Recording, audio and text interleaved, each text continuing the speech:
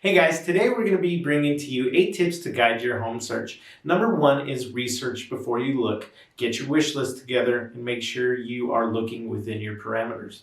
Number 2 is be realistic. It's okay to be picky. There's no perfect home out there, and keep in mind that you can make changes after you purchase a home.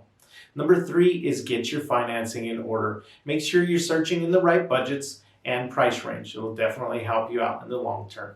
Number 4 is don't ask too many people for opinions. You might want to ask a lot of people for opinions, but sometimes it can just drive you crazy. Make sure you get at least 2 to 3 people that you trust moving forward in the process. Number 5 is decide your moving timeline. When is your rental up? Can you move to a month-to-month? Things like that you might want to ask yourself. Maybe even when does your job start? Number 6 is think long-term. Are you looking for something that is a starter home and maybe you're looking at moving within 2 to 3 years? Or are you looking for something maybe a little bit longer than 2 to 3 years? Ask yourself those questions.